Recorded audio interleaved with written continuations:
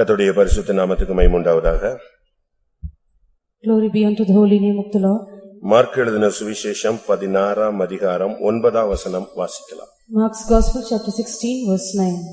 Mark 16:9. Now when Jesus was risen early the first day of the week, he appeared first to Mary Magdalene, out of whom he had cast 7 devils. வாரத்தின் முதலாம் நாள் அதிகாலையிலே இயேசு எழுந்திருந்த பின்பு Magdalene மரியாளுக்கு முதல் தரிசனமானார். கர்த்தருடைய பரிசுத்த நாமத்துக்கு மகிமை உண்டாவதாக. Glory be unto the holy name of the Lord. உயிர்த்தெழுந்த இயேசு தரிசனமான ஒரு நிகழ்ச்சி இங்கே சொல்லப்பட்டிருக்கிறது. This is one event where the resurrected Christ or Jesus appeared to people. நாம் உயிர்த்தெழுந்த நாளை சில நாட்களுக்கு முன்பாக நாம் ஆசரித்தோம். We also observed the day of resurrection few days back. உயிர்த்தெழுந்த இயேசு பலருக்கு தரிசனமானார் என்று வேதம் சுட்டிக்காட்டுகிறது. The Bible points out that the resurrected Jesus appeared to many. ஏனென்றால் அவர் உயிரோடு எழுந்து தான் உயிரோடு இருக்கிறதாக பலருக்கு அவர் காண்பித்தார். Because he rose again alive and he appeared to many to show that he was alive. ஏனென்றால் உயிரோடு எழும்பினது உண்மை என்பதை அவர் வெளிப்படுத்த விரும்பினார். He desired to reveal or manifest that it was true that he resurrected alive. அப்போஸ்தலர் 1:3 நாம் அதை பார்க்க முடியும். Acts of the Apostles chapter 1 verse 3 we read this.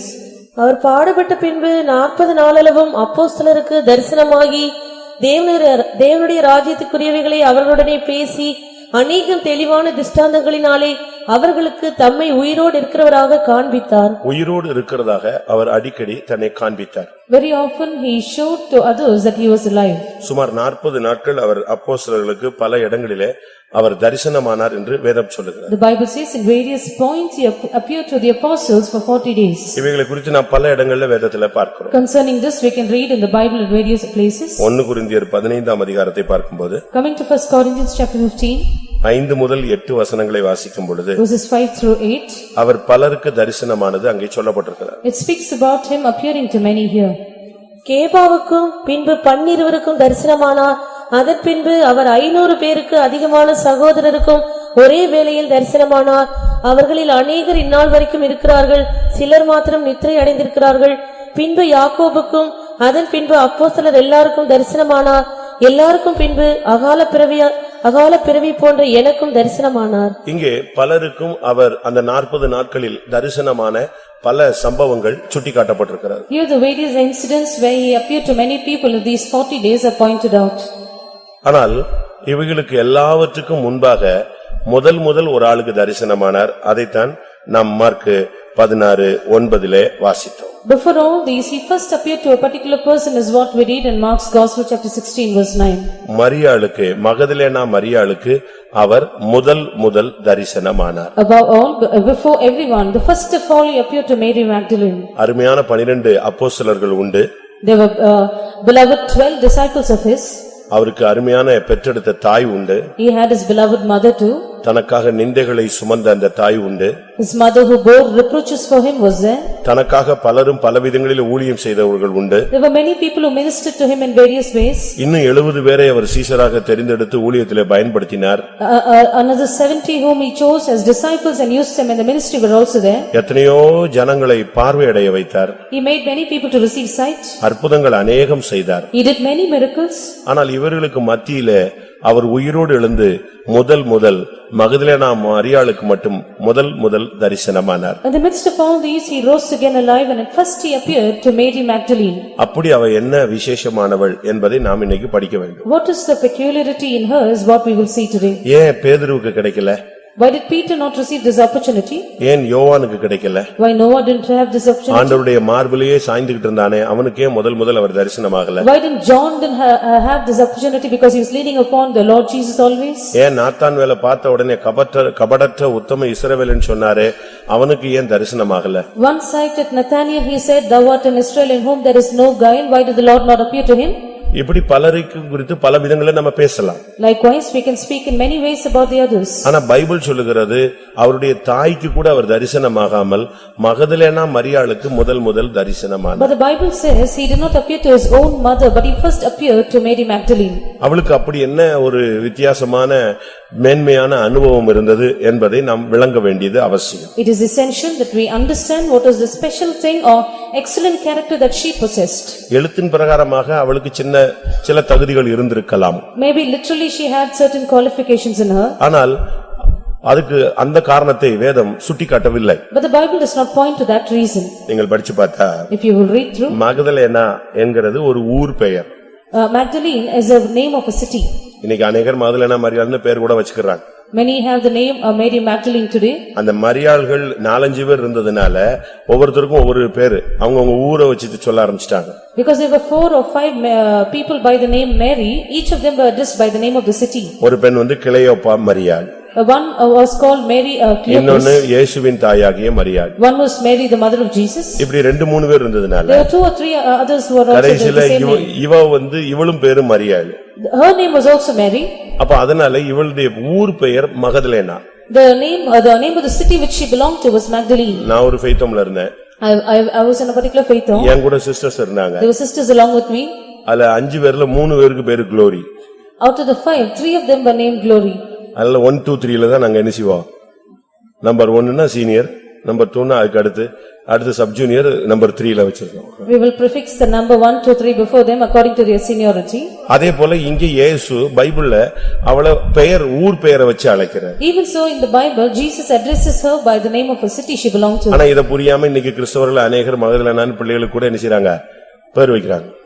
Not understanding this, many Christians name their children by the name Magdalene. அவங்க ஊழியத்துல கூட இருக்காங்க அப்படிப்பட்டவங்க எல்லாம். Such people are also in the ministry today. இங்க நாம் பார்க்கும் பொழுது மகதலேனா அப்படினு சொன்னா, மேக்டலைன் அப்படினு சொன்னா கோபுரம்னு அர்த்தம். When we consider Magdalene today, it means a tower. ஆனா மரியாள்னு சொன்னா கண்ணீர்னு அர்த்தம். Mary means a virgin. இன்னொரு அர்த்தம் கலகம்னு அர்த்தம். In another means it is a confusion. இப்படி பல விதங்களிலே அதுக்கு பெயர் சூட்டப்பட்டிருக்கிறது. Likewise in various ways the names are being given. இந்த மரியாள் என்ற அதனுடைய துவக்கம் Miriam. Mary begins with the name Miriam. பழைய ஏற்பாடு மிரியாம் தான் மருவி எப்படி வருது, மரியாளா வருது. Miriam in the Old Testament has now changed into Mary. இந்த மரியாளுக்கு மகதலேனா மரியாளுக்கு இயேசு தரிசனமானார். Now Mary Magdalene to whom Jesus appeared. மத்தேயு 27:56 பார்க்கும்போது Matthew's Gospel chapter 27 verse 56. சிலுவையின் அருகே நின்றவள். One who stood close to the cross. அவர்களுக்குள்ளே மகதலேனா மரியாளும் யாக்கோபுக்கும் யோசேக்கும் தாயாகிய மரியாளும் செபதேயுவின் குமாரனுடைய தாயும் இருந்தார்கள். அவங்க எல்லாம் சிலுவை பக்கம் நின்று கொண்டிருந்தவர்கள். They were very close to the cross. இவங்க எல்லாம் இயேசுவுக்காக தூரத்தில் நின்று பார்த்து கொண்டிருந்தார்கள்னு முந்தின வசனம் சுட்டிக்காட்டுகிறது. The preceding verse points out that they were standing afar off and looking at Jesus. Mark 15ஆம் அதிகாரம் 40ஆம் வசனத்தை பார்க்கும்போது Mark's Gospel chapter 15 verse 40. சில ஸ்திரீகளும் தூரத்திலிருந்து பார்த்து கொண்டிருந்தார்கள். அவர் கலிலேயாவில் இருந்தபோது அவருக்கு பின் சென்று ஊழியம் செய்து வந்த மகதலேனா மரியாளும் சின்ன யாக்கோபுக்கும் யோசேக்கும் தாயாகிய மரியாளும் சலோமே என்பவளும். இங்கே நான் பார்க்கும் பொழுது அவர் கலிலேயாவில் இருந்தபோது அவருக்கு பின் சென்று ஊழியம் செய்து வந்த மகதலேனா மரியாள். Here we read about Mary Magdalene who followed him and ministered unto him when he was at Galilee. இது அவளுக்கு தகுதி அல்ல. This was not her qualification. தூரத்தில் நின்று சிலுவைக்கு பக்கத்துல நின்று பார்த்ததனால இந்த தரிசனம் கிடைக்கல. She did not receive this vision of Jesus because she was very close to the cross, or because she stood far away and looked at Jesus. ஊழியம் செய்ததனால இந்த தரிசனம் கிடைக்கல.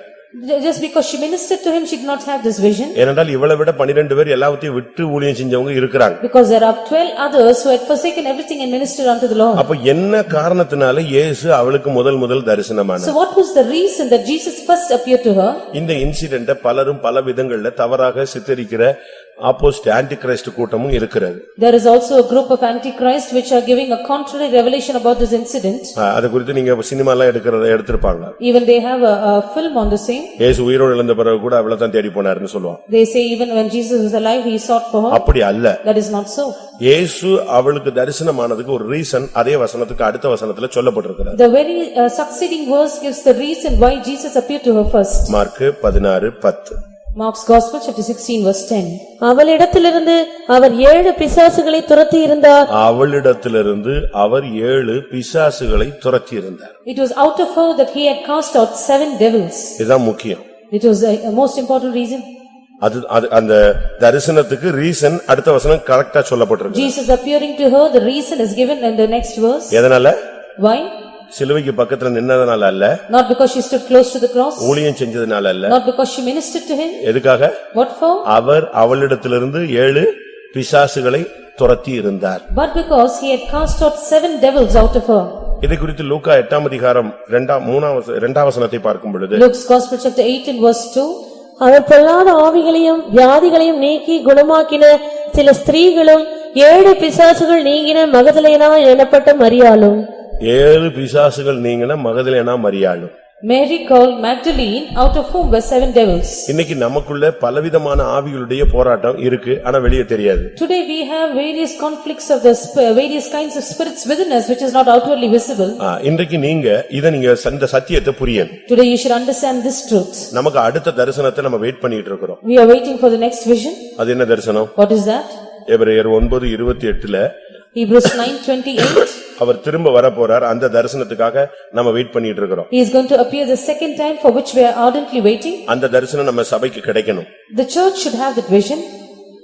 கிறிஸ்துவும் அநேகருடைய பாவங்களை சுமந்து தீர்க்கும்படிக்கு ஒரே தரம் பலியிடப்பட்டு தமக்காக பாவம் இல்லாமல் ஆவலோட காத்துக் கொண்டிருக்கிறவர்களுக்கு ரட்சிப்பை அருளும்படி 2ஆம் தரம் தரிசனமாவார். அந்த தரிசனம் சபைக்கு கிடைக்கணும். It is this vision which the church should obtain. அதுக்கு தான் நம்ம எல்லாரும் இவ்வளவு பாடுபடுறோம், இவ்வளவு நிந்தைகள், அவமானங்கள், வேதனைகள், சகிப்புத்தன்மைகள் நம்ம கற்றுக்கொண்டு வருகிறோம். That is why we suffer so much. We go through various kinds of reproaches, shame, and we also have this aspect of enduring in our lives. அவருடைய தரிசனம் நமக்கு கிடைக்கணும், அதுக்கு தான் வெயிட் பண்றோம். We wait for his vision for us. யோபு 35:14 அவன் சொல்றான், எனக்கு சர்வ வல்லவருடைய தரிசனம் கிடைக்க மாட்டேங்குதுன்னு சொல்றான். Job 35 verse 14 he says, I have not received the vision of the Almighty.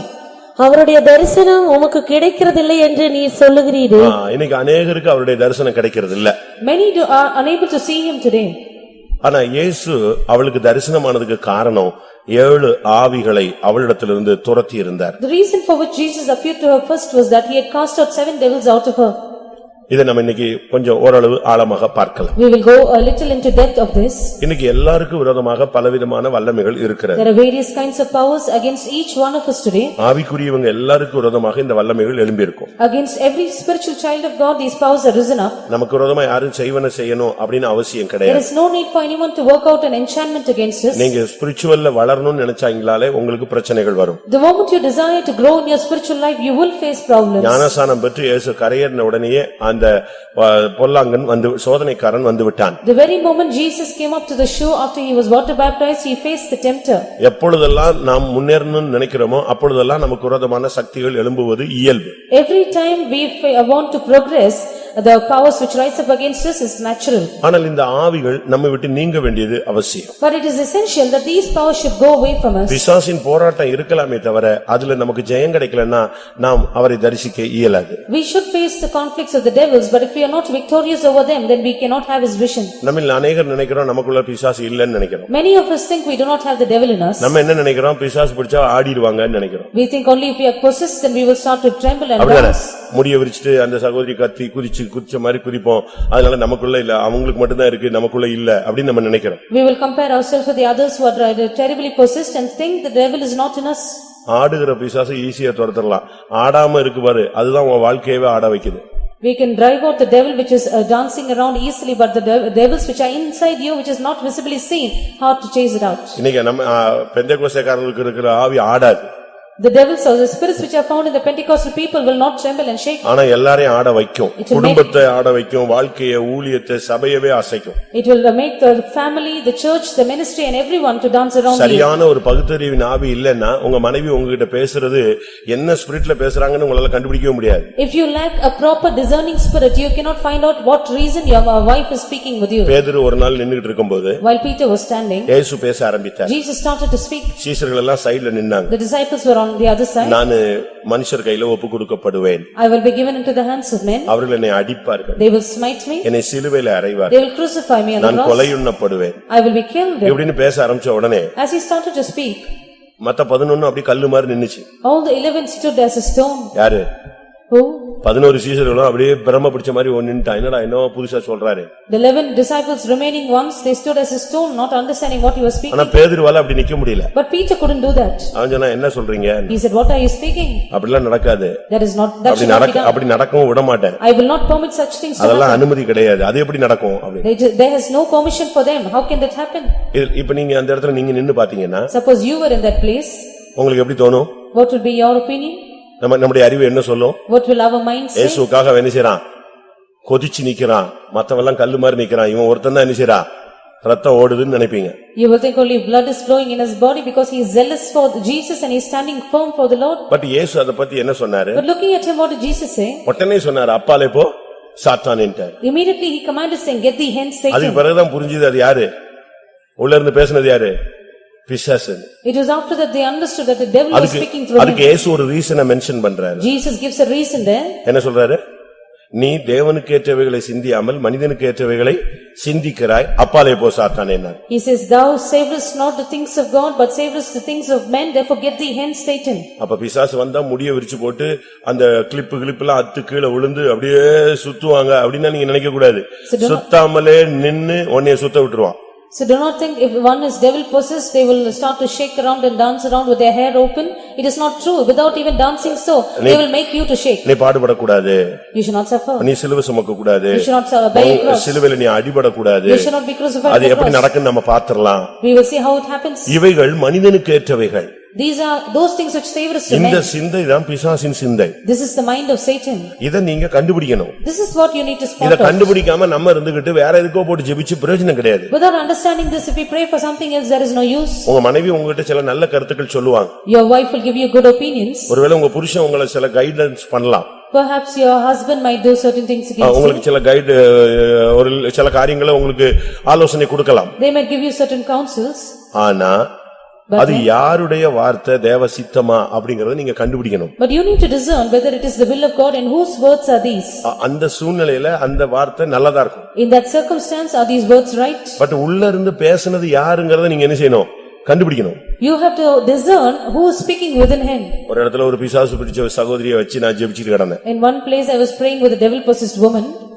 அப்ப எனக்கு ஒரு அவசரமா ஒரு இடத்துக்கு ஒரு விசிட்டிங் போக வேண்டியது. I urgently had to visit a place. நான் போயிட்டேன். I went.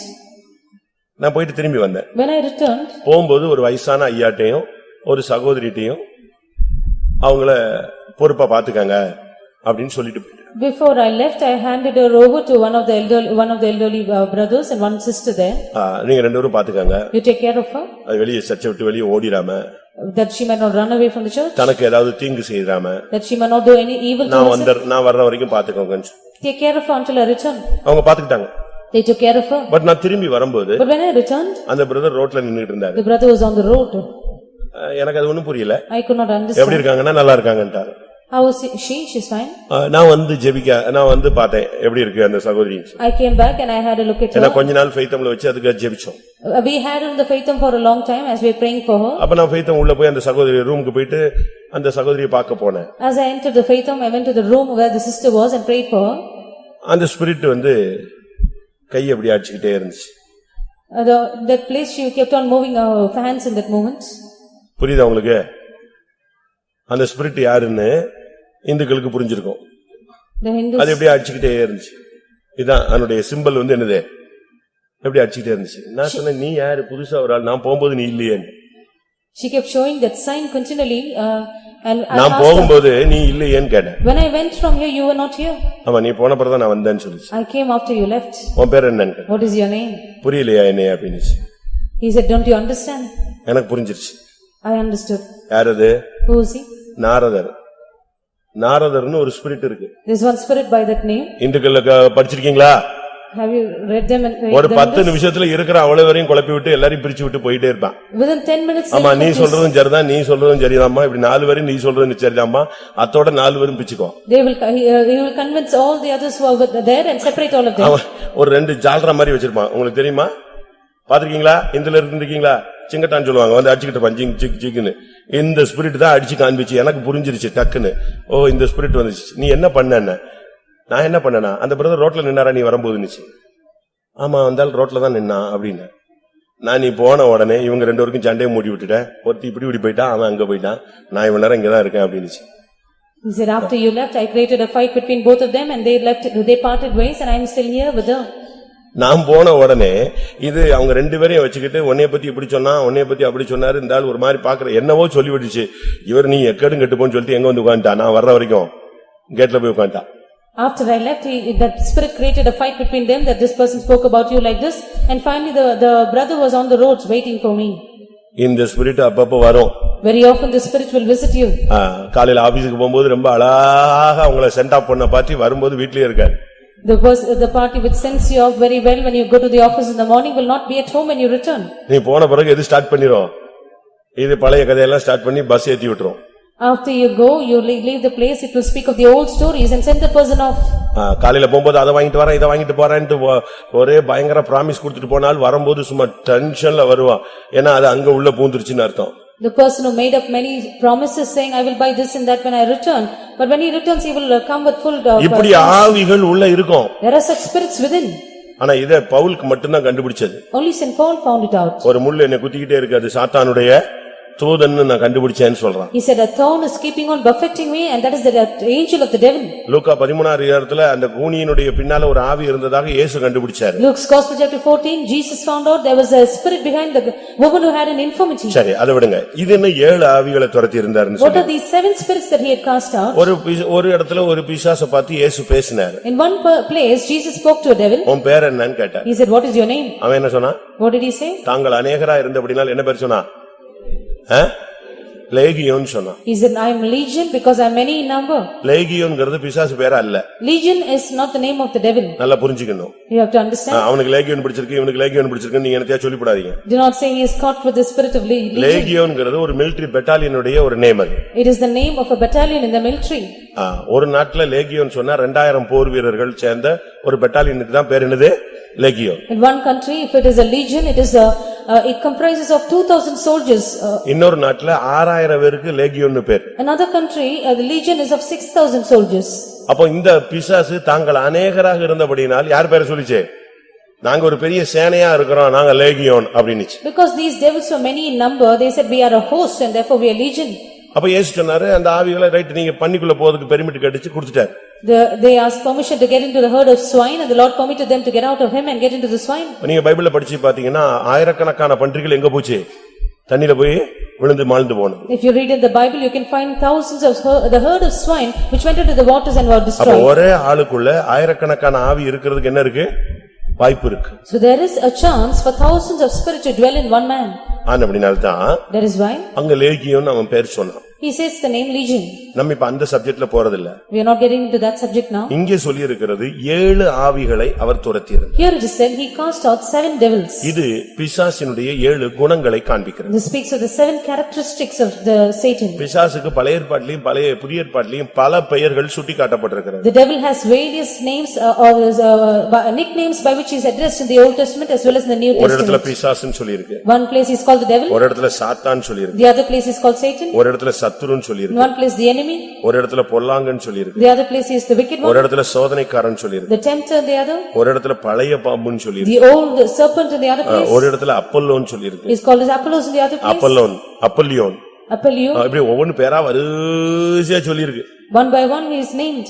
பழைய ஏற்பாட்டிலும் புதிய ஏற்பாட்டிலும் அப்படி எவ்வளவு பேர்கள் இருக்கு. The Old Testament as well as the New Testament, there are so many names. ஆனா இங்க 7 ஆவிகளை துரத்தி இருந்தார். But here he cast out 7 devils. அப்ப நமக்குள்ளேயும் 7 ஆவி துரத்தப்பட்டால்தான் நமக்கு அவர் தரிசனம் கிடைக்கும். So only if 7 devils are cast out of us, we will have a vision of the Lord Jesus. அதைத்தான் நாம் இன்னைக்கு பார்க்க போறோம். That is what we are going to see today. அந்த 7 தன்மைகள் என்ன என்பதை நாம் விளங்கிக் கொள்ள வேண்டும். We need to understand what are the 7 attributes of these characters. பிசாசுக்கு பல குணங்கள் இருக்கு. There are various characters in the devil. அதுல 7 நான் ஸ்பெஷலா எடுத்து உங்களுக்கு சொல்றேன். I want to pick out 7 which I want to tell you. இந்த 7 தன்மைகளும் நம்ம விட்டு போனாதான் நமக்கு தரிசனம் கிடைக்கும். If all these 7 attributes leave us, we will have the vision of இல்ல the Lord. நான் ஊழியம் செஞ்சேன், இயேசுவின் மார்பலையே சாஞ்சி கிடந்தேன், உனக்கு தரிசனம் கிடைக்காது. If you say I have ministered unto the Lord, I was leaning upon the Lord, we will not have the vision.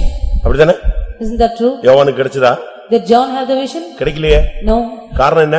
What is the reason? அவனுக்குள்ளேயும் சில சுபாவங்கள் இருந்துச்சு, அது அந்த கேரக்டர், அந்த ஆவிகள் துரத்தப்படல. He also had certain characters in him which these spirits were not driven out. நமக்குள்ளேயும் பல வல்லமைகள் இருக்கு, We also have certain அதை characters in நம்ம us. துரத்த வேண்டியது அவசியம். It is essential we drive them out. இல்லாவிட்ட துரத்த ஒப்பு கொடுக்க வேண்டியது அவசியம். If not, we should surrender ourselves to be driven out. முதலாவது First of all, ஆதியாகமம் 3ஆம் அதிகாரம் 1ஆம் வசனத்துல இந்த பிசாசினுடைய முதல் தன்மை என்ன? what is the first attribute of the devil which we read in Genesis chapter 3 verse 1? தேவனாகிய கர்த்தர் உண்டாக்கின சகல காட்டு ஜீவன்களை பார்க்கிலும் சர்ப்பமானது தந்திரம் உள்ளதாயிருந்தது. தந்திரம், Subtlety. இது ஒரு ஆவியினுடைய முக்கியமான தன்மை. This is one of the most important வேதத்துல characters. முதல் பிசாசு தன்னை அறிமுகப்படுத்துகிற இடத்துல அவனுடைய கேரக்டர் தந்திரம்.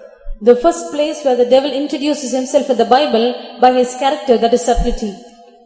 தந்திரம் உள்ள சுபாவம் நமக்குள்ள இருக்கவே கூடாது. We should not have the subtle character in us. உலகத்துல நரிக்கு தான் தந்திரம் சொல்லுவாங்க, ஆனா பைபிள்ல சர்ப்பத்துக்கு தான் தந்திரம்னு சொல்லிருக்கு. In the world they will call the fox which is very subtle, but in the Bible the serpent is called very subtle. இன்றைக்கு ஆவிக்குரிய வாழ்க்கையில வந்துட்ட பிறகு நாம் தந்திரம் உள்ளவர்களா இருக்க கூடாது. After coming to the spiritual life we should never be subtle.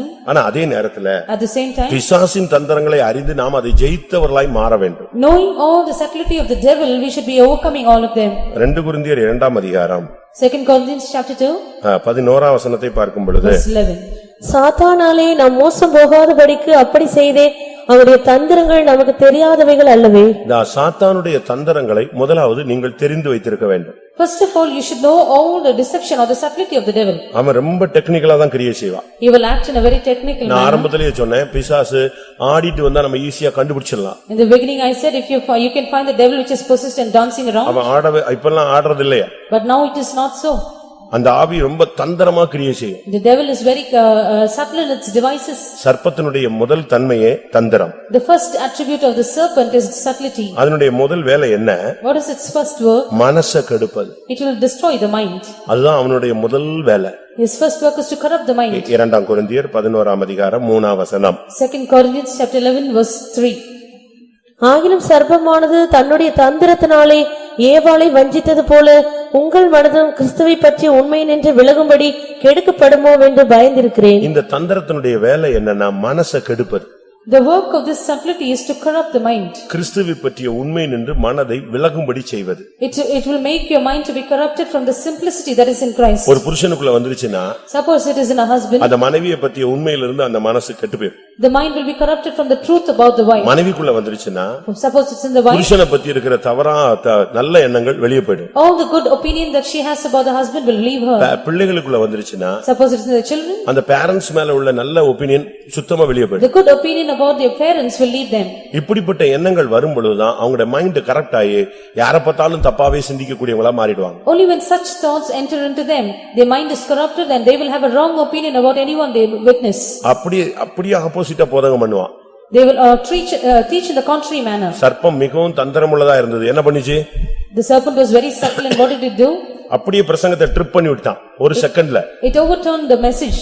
Daily கர்த்தர் ஒரு பிரசங்கம் பண்ணுவார், இந்த கனியை புசிக்கும் நாளில் நீங்கள் சாகவே சாவி. Every day the Lord will give a message, on the day that thou shalt eat of this fruit thou shalt surely die. அந்த நேரத்துல வேற பிரசங்கம் தேவை இல்ல. There is no other message needed on the day. ஒருத்தன் விபச்சாரத்துல சிக்கி இருக்கிறான் அப்படின்னா அவனுக்கு விபச்சாரத்தை பத்தி தான் பிரசங்கம் பண்ணணும். அவனை போய் பணாசையில போய் பிரசங்கம் பண்ணா அவனுக்கு மண்டையில அவன் யாருக்கோ பேசிட்டு இருக்காரு பாஸ்டர்னு பேசாம உட்கார்ந்திருப்பான். A person is caught in adultery, he should be given a message about adultery, but if he is talking about love of money, then he will think pastor is speaking to someone else. அதனால daily ஆண்டவர் வந்து ஒரே பிரசங்கம் தான் பண்ணுவாரு. Every day the Lord will give them the same message. அந்த கனியை மட்டும் நெஞ்சிராத. Do not eat of the fruit. புசிச்சிராத. Do not eat. அத புசிச்சா நீ சாகவே சாவ. If you will eat, you will surely die. இத கேட்டுக்கிட்டே இருந்தான் இவனும். He was also hearing the message. அப்படி பிரசங்கத்தை ஒரு ட்ரிப் பண்ணி விட்டான், லைட்டா ட்ரிப் பண்ணான். He slightly overturned the message. அந்த கனியை புசிக்க வேண்டாம் என்று தேவன் சொன்னது உண்டோ? As the Lord said, thou shalt not eat of the fruit. உடனே இந்த அம்மா நினைச்சு, ஆமா. And the sister said yes. அப்படியானால் நீங்கள் அதை புசிக்கும் நாளில் எப்படி மாறுவீங்க? பிரசங்கம் என்ன சொல்லுது? தேவனுடைய பிரசங்கம் என்ன சொல்லுது? சாகவே சாவாய். The message of God says thou shalt surely die on the day thou shalt eat. இவன் பிரசங்கம் பண்றான் என்னது? நீ அதை புசிக்கும் நாளில் நீங்கள் யார மாறுவீங்க? தேவனை போல மாறுவீங்க. இந்த பிரசங்கத்துல உங்க ரெண்டு பேருக்கு இங்க இருக்கிறவங்களுக்கு எந்த பிரசங்கம் ரொம்ப பிடிக்குது? His message says on the day that thou shalt eat of it you shall become like the angel of God. Which message do you like here? இந்த ரெண்டு பிரசங்கத்துல எது உங்களுக்கு ரொம்ப இன்ட்ரெஸ்டா இருக்கு? Among the two which interests you the more? அப்பா வந்தாலும் ஜாகவே Java என்னடா அதை விட என்னைக்காவது ஒரு ஆசீர்வாதமா சொல்லுவானான்னு பார்த்தா அவன் அழகா சொல்லித்தரான். நீங்கள் என்ன எப்படி இருப்பீர்கள்? தேவனைப் போல இருப்பீர்கள், உங்கள் கண்கள் திறக்கப்படும், அது தேவனுக்கு தெரியும் அப்படின்னு உடனே அவன் பார்த்தான், இதுவும் நல்லாதான் இருக்கு. Whenever you come, they keep on saying, thou shalt surely die, but he gave another message, you shall become like the angel of God, and your eyes shall be open. That is also fine. அவனுடைய தந்திரத்தினுடைய முதல் வேலை போதகத்தை மாற்றுவது. The first work of his subtlety is to change the message or the preaching. உபதேசத்தை மாற்றுவது. To perverse the doctrine. வேத வசனத்தை அப்படியே புரட்டுவது. To overturn the word of God. ஒரு விசுவாசி ஆண்டவரை தரிசிக்கணும்னா முதலாவது இந்த தந்திரத்தை புரிஞ்சு ஜெயிக்கணும். For a believer to see the Lord, first of all he should understand the subtlety and overcome in all these. 2 பேதுரு 2:1 பாருங்க, தந்திரமாய் வேதத்தை புரட்டிடுவான். 2 Peter chapter 2 verse 1 we read that they will overturn the doctrine. கள்ள தீர்க்கதரிசிகளும் ஜனங்களுக்குள்ளே இருந்தார்கள், அப்படியே உங்களுக்குள்ளும் கள்ள போதகர்கள் இருப்பார்கள். அவர்கள் கேதுவான வேத புரட்டுகளை தந்திரமாய் நுழைய பண்ணி தங்களை கிரயத்துக்கு கொண்ட ஆண்டவரை மறுதலித்து. வேத புரட்டுகளை எப்படி நுழைய பண்ணுவாங்க? தந்திரமா நுழைய பண்ணிடுவாங்க. They will very deceivingly or subtly privily they will do heresies. இதைத்தான் எபேசியர் 4ஆம் அதிகாரம் 14ஆம் வசனத்துல பவுல் பேசும் பொழுது, St. Paul in Ephesians chapter 4 verse 14 says, நாம் இனி குழந்தைகளா இராமல் மனுஷனுடைய சூதும் வஞ்சிக்கிறதற்கு ஏதுவான தந்திரமும் உள்ள போதகமாகிய பலவித காற்றினாலே. தந்திரமுள்ள போதகமாகிய பலவித காற்றுகள். Every wind of doctrine by the sleight of men. உங்களுடைய மைண்ட கெடுப்பது அதான் அவனுடைய தந்திரத்தினுடைய வேலை. The work of his subtlety is to corrupt your mind. இதுல நீங்க தப்பிட்டீங்கன்னா உங்களுக்கு ஆண்டவருடைய தரிசனம் கிடைக்கும். If you will escape this task, then you will have the vision of the Lord. பிசாசின் தந்திரத்தை நீங்க எப்பவுமே ரொம்ப கரெக்டா பாத்துக்கிட்டே இருக்கணும். You should always discern the subtlety of the devil always. ஏன் சிரிக்கிறான்? Why does he smile? இவன் ஏன் வர்றான்? Why does he come? இவன் ஏன் அடிக்கடி வர்றான்? Why does he often visit? இவன் ஏன் முந்தி நமக்கு உதவி செய்ய மாட்டானே, இப்ப உதவி செய்யறானே. Before he helps us, now he இதெல்லாம் நீங்க பகுத்து அறியணும். You should discern them. ஏன்? Why? எதற்கு? What for? உங்களுக்கு அதை புரியக்கூடிய சக்தி தேவை. You should not have the power enough to discern them. அவனுடைய முதல் ஆவி வேலை தந்திரம் வேதத்தையே புரட்டுவது. The first work of his spirit is subtlety and to make a heresy of the வசனத்தை word. வச்சே உன்னை குழப்பிக்கிட்டே இருப்பான். He will keep on confusing you with the word. சரி, ஆதாம் தான் அப்படி பண்ணிட்டான். Adam did this work. இப்ப இயேசு ஞானஸ்நானம் பெற்று கரையேறின உடனே இவர்ட்ட வர்றான். Now after Jesus was baptized and he came to the shore, he came to him. இவர்ட்ட பேசினது எப்படித்தான் பேசினா? How did he speak to him? இவர்ட்ட எப்படித்தான் பேசினா? How did he speak to him? வேதத்தில் இப்படி சொல்லி இருக்கிறதே. It is said in the Bible like this. வேதத்தில் இப்படி சொல்லி இருக்கிறதே. This is what is written in the scriptures. இப்ப இயேசு என்ன சொன்னாரு? Now what did Jesus say? இப்படி சொல்லி இருக்கிறதே. அவர் அதே தான் திருப்பி என்ன செய்றாரு? அடிக்கிறாரு. He returns him with the same word of அப்ப God. வேதத்தை புரட்டுறது தான் இவனுடைய வேலை. So his work is to be a heretic. அப்படியே உபதேசத்தை புரட்டி விட்டுருவோம். He will make the doctrine perverse. அதனால தான் இன்னைக்கு கிறிஸ்தவ உலகில உண்மையான சர்ச், உண்மையான டாக்டரின்ஸ், உண்மையான ஊழியம் இத பத்தி ஜனங்களுக்கு ஒரு தெளிவான அறிவு கிடைக்க விடாம எல்லாமே ஒண்ணு அப்படிங்கிற மாதிரி கொண்டு வந்துட்டான். That is why in the Christian world people do not have a clear understanding about the right doctrine, the right revelation, and they say everything is one. அப்படிதானே? எல்லா மதமும் ஒண்ணு. எல்லா நதிகளும் எங்க போகுது? கடல்ல தான் போகுது. எல்லா நதியும் கடலுக்கா போகுது? Does all water enter up in the sea? எல்லா சாக்கடையும் கூட கடலுக்கு தான் போகுது. Even the ditch water ends up in the sea. அப்படி அல்ல, நம்ம சத்தியத்தை புரிஞ்சுக்கணும். We need to understand the truth. அத கொஞ்சம் பாருங்க, ஒரு ட்ரிப் லேசா அப்படி திருப்பி விட்டான், முழு மனுக்குலமும் விழுந்து போயிடுச்சு. He slightly overturned the doctrine and the whole mankind fell. ஒன்று, தந்திரத்தை நாம் ஜெயிக்க வேண்டும். தந்திரமான ஆவி நம்ம விட்டு வெளியே போகணும். One thing we need to overcome subtlety or craftiness, that spirit should leave us. இரண்டாவது, Secondly, வெளிப்படுத்தல் 12ஆம் அதிகாரம் 9ஆம் வசனத்துல அவனுக்கு பலவிதமான வித்தியாசமான தன்மையில டைட்டில் கொடுக்கப்பட்டிருக்கிறது. Revelation chapter 12 verse 9, he is titled in diverse ways.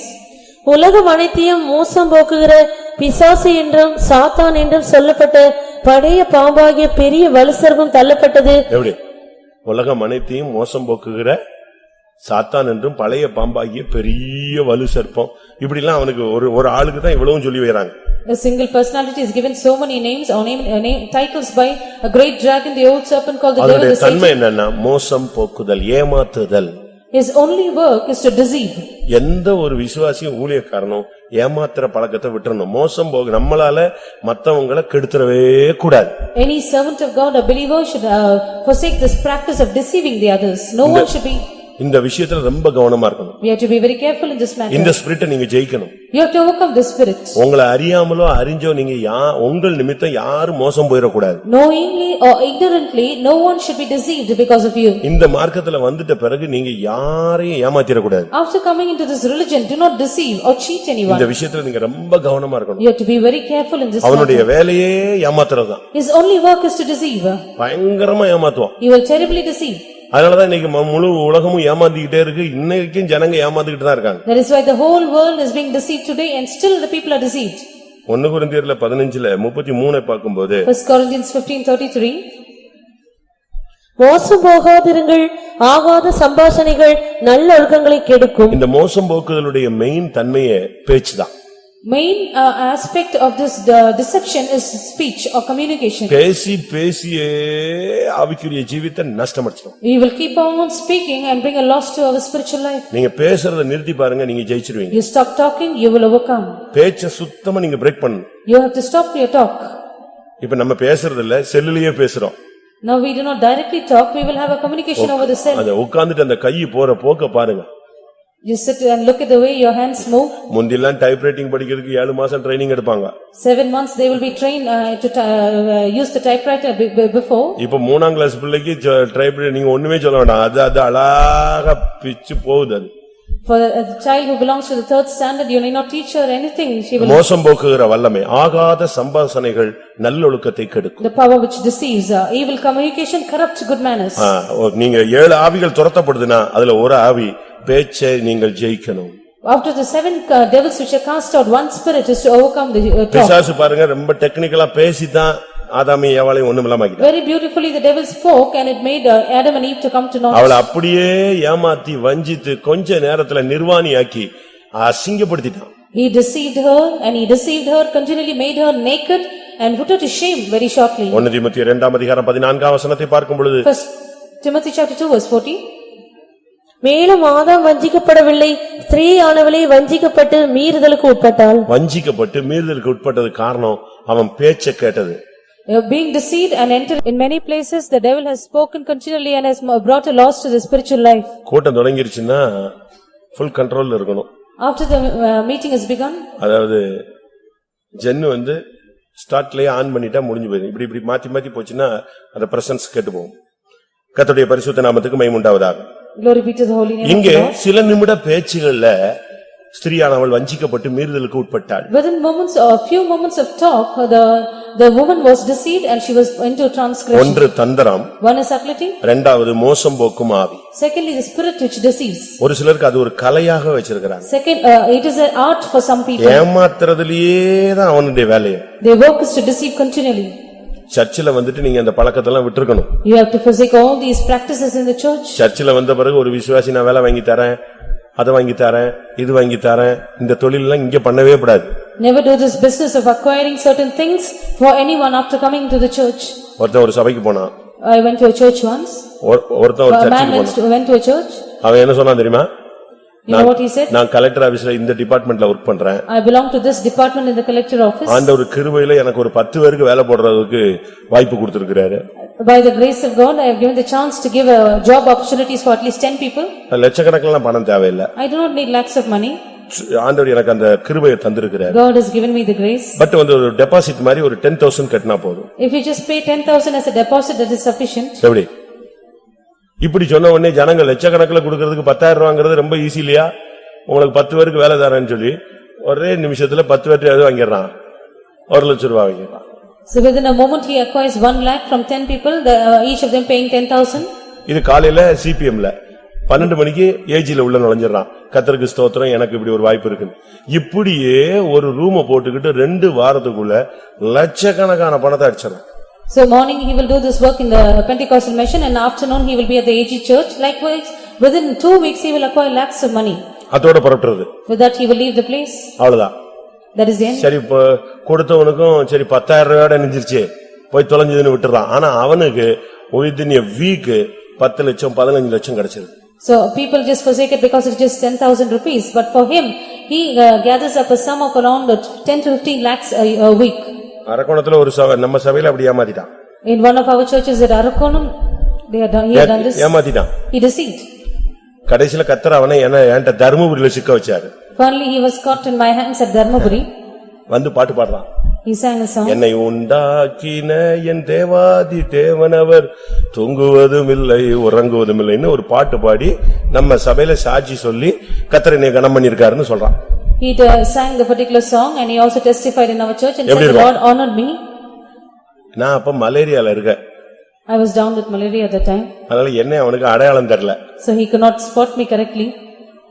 எனக்கு அவன் சாட்சி சொல்றான்னு உடனே மலேரியாலே எந்திரிச்சு வெளியே வந்து கன்ஃபார்ம் பண்ணிட்டான் இவன் தான் பிள்ளையான. ஏன்னா ஓட்ட பிரிச்சவன் ஓட்ட தான் பிரிப்பான். வீடு திறந்து கிடந்தா கூட அவன் எங்கதான் இறங்குவான், ஓட்டல தான் இறங்குவான். வந்துட்டான் கலெக்டர் ஆபீஸ்னு யோசிச்சுட்டேன் நானு. So even when with my malaria I came out to find out if this was the person and I found him that it was the right person and that he has come, the collector office has come back. முடிஞ்ச உடனே அவன ரூம்ல வந்து lock பண்ணிட்டேன் நான். As soon as the meeting was over I took him to the room and locked him. என்ன பாட்டு பாடுனேன்? What song did you sing? என்னை உண்டாக்கின உன்னை உண்டாக்கினவர் இன்னைக்கு என்கிட்ட தூங்காம உறங்காம என்கிட்ட கொண்டு வந்து உன்னை உட்கார வச்சிருக்காருன்னு சொல்லு. The one who created you without sleeping or slumbering he has brought you to me today. உன்னை உண்டாக்கினவர் எப்படி தூங்குவாரு? How will the one who's ஒவ்வொரு சபையா ஏமாத்தி ஏழை ஜனங்கள்ட்ட 10,000 ரூபாய் வாங்கிட்டு சுத்திட்டு வர்றவன உன்னை எப்படி தூங்காமல் உறங்காமல் இருப்பார்ல அவரு என்கிட்ட தான் கொண்டு வந்திருக்காரு ரூம்ல கட்டி வச்சிருந்தவன. I bound him in the room saying the one who created you because you deceived the poor people in every church he has brought you now here and you bound him. இப்படி சபை ஏமாத்துறது ஒரு பெரிய team இருக்கு. This one big team which is deceiving the ஆனா churches. ஆவிக்குரியவங்கங்கறவங்களுக்கு ஒரு சின்ன 5 பைசா கூட நீ மோசம் பார்க்க கூடாது, ஏமாத்த கூடாது, வஞ்சிக்க கூடாது. But for those who are spiritual you should not even deceive anyone even for a single penny. ஒரு அம்மா ஒரு தரிசனம் பார்த்தாங்க. One sister had a dream, a vision வருகை சம்பவிக்குது about the coming of the Lord. இவங்க போறாங்க. She was caught up. சர்ரன் மேல போகுது பாடி. The body was lifted பயங்கர up. சந்தோஷம். She was filled with joy. போயிட்டு இருக்கும்போது On the way கீழ ஒருத்தங்க அவருங்க கத்துறான். one person from down shouted out, பால் காசு கொடுக்காம போறீங்களான்னு. you did not pay your milk money. சர்ரன் ரிவர்ஸ் வந்து கீழ இறங்கிச்சு. The body returned to the earth. அவங்க பட்டார்னு முழிச்சிட்டாங்க. She woke up with a start. என்னடா இது வருகையில போக விடாம கடைசில எந்த காசு தடுத்துருச்சு? பால்காரன் காசு தடுத்துருச்சு, நம்ம வருகையில போகலன்னு. அதுல இருந்து காசு கொடுத்துதான் எது வாங்குறது? பால் வாங்குறது. The money which she had to pay for the milkman had hindered her from going in the rapture. From that time she paid before she acquired anything. ஊரெல்லாம் ஏமாத்திட்டு நம்ம பரலோகம் போயிடலாம் அப்படி அல்லேலூயா ஆமென் சாட்சி ஒண்ணும் நடக்காது. வஞ்சிக்கப்பட்டு போகாதிருங்க. Do not think you will deceive the whole world and finally you can say hallelujah amen and go in the rapture. உனக்குள்ள இருந்து தந்திரமான ஆவி துரத்தப்பட்டிருந்தால் நீ இயேசுவை தரிசிப்பாய். The spirit of subtlety if it is driven out of you then you shall see Jesus. ஏமாத்துற ஆவி ஆகாத சம்பாஷணை உன்னை விட்டு வெளியே போயிருக்கணும். Evil communication should leave you. The spirit of deceiving should leave you. எரேமியா 29:8 பார்க்கும் பொழுது இந்த மோசம் போகுதலுக்கு குறி சொல்லுதல் இல்லாவிட்டால் என்ன சொல்லியிருக்குன்னு பார்க்கலாம். Jeremiah chapter 29 verse 8 we read about this deception. மேலும் உங்கள் நடுவில் இருக்கிற உங்கள் தீர்க்கதரிசிகளும் உங்கள் குறிகாரரும் உங்களை மோசம் போக்க ஒட்டாதிருங்கள். சொப்பனம் காண பண்ணுகிற உங்கள் சொப்பனக்காரருக்கு செவி கொடாமலும் இருங்கள் என்று. சொப்பனம் பார்த்தே பாதி பேர் கட்டுவிட்டான்.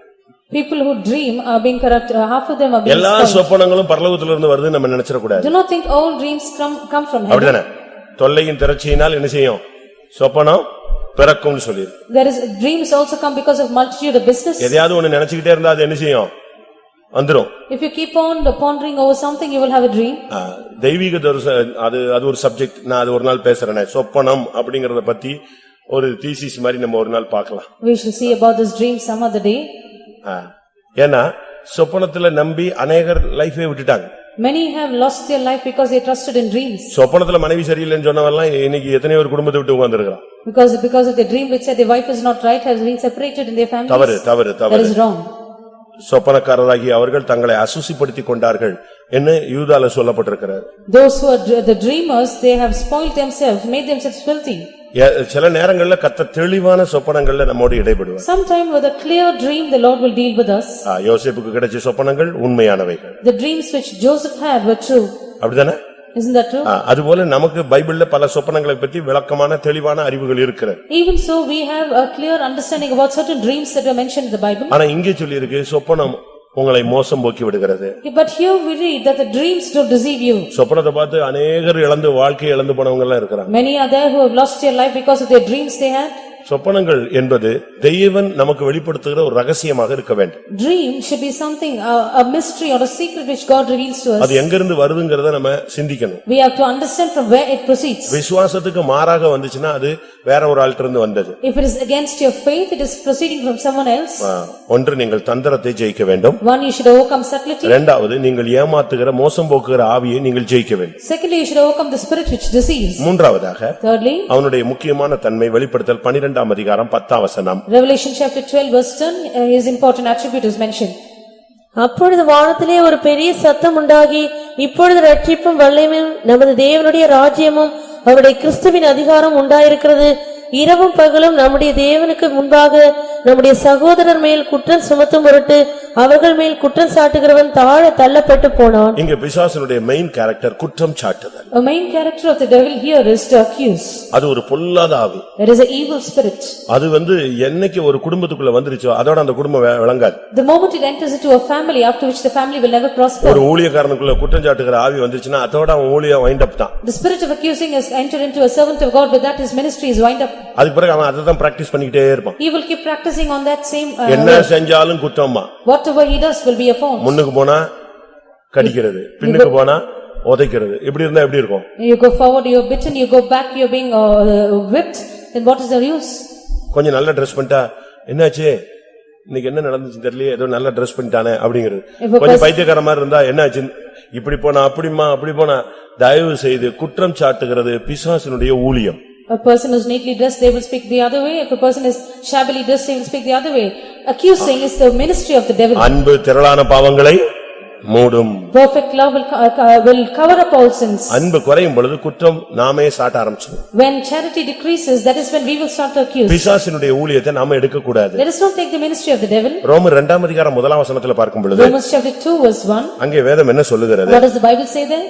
ஆகையால் மற்றவர்களை குற்றவாளியாக தீர்க்கிறவனே, நீ யாரானாலும் சரி, போக்கு சொல்ல உனக்கு இடமில்லை.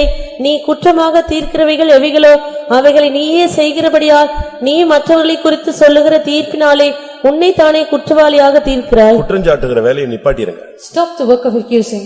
நாம இந்த பழக்கத்தை நம்ம எடுத்துக்கிட்டா பிசாசு ரொம்ப சந்தோஷப்படுவான். Once we have this practice, the devil is joyful. மத்தேயு 7ஆம் அதிகாரம் முதல் 5 வசனங்கள் இந்த குற்றஞ்சாட்டுதலை குறித்து இயேசு தெளிவாக பேசுகிறார். Matthew chapter 7, the first 5 verses, Jesus gives a clear explanation about his accusing.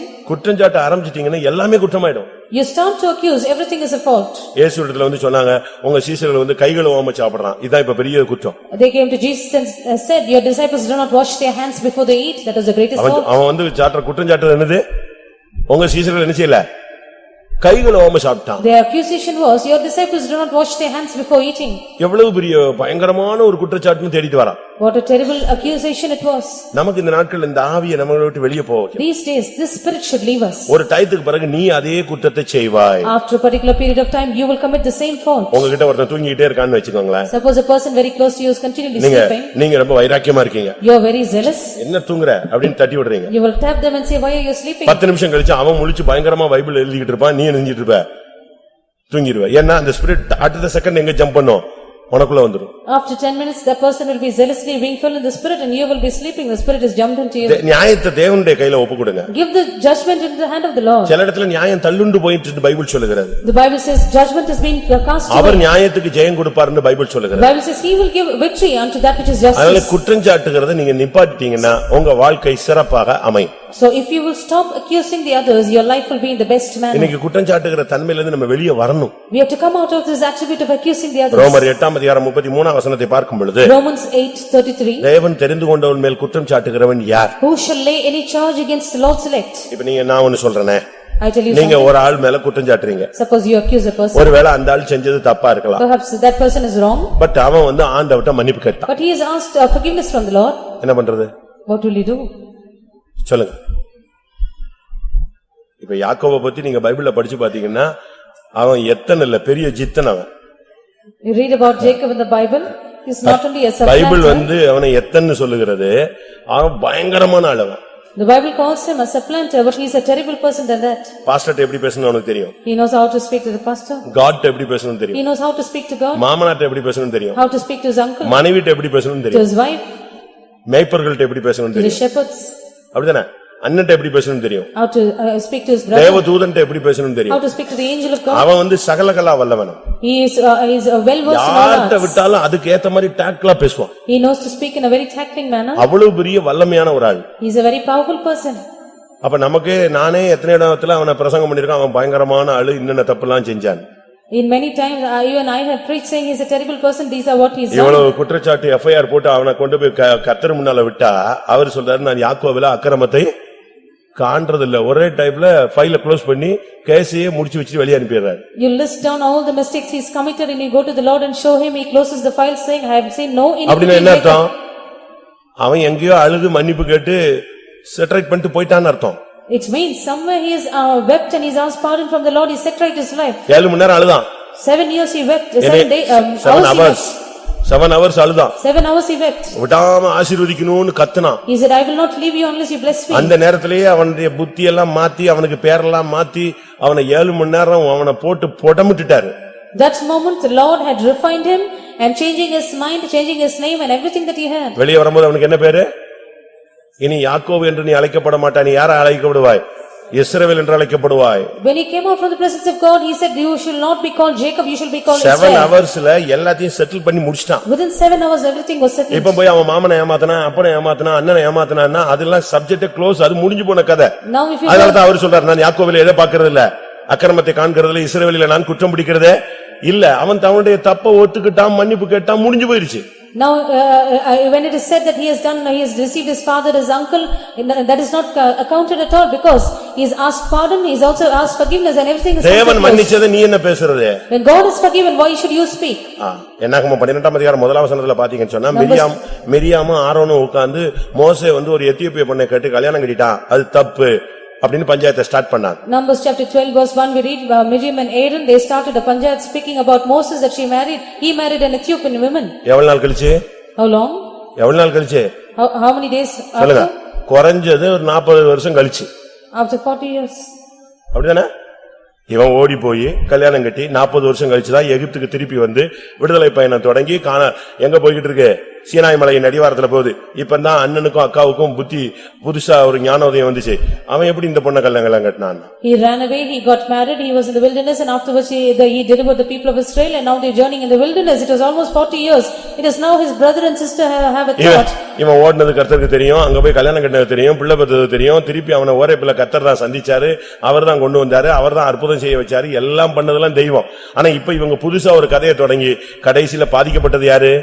Miriam குஷ்டரோகி ஆனாள். The Lord knows that he ran away, he got married there and the Lord spoke to him in Horeb and then he returned and now he was journeying towards Canaan. But now after speaking about his matter, Miriam became a leper. தேவன் மன்னிச்சதை நீ பேசக்கூடாது.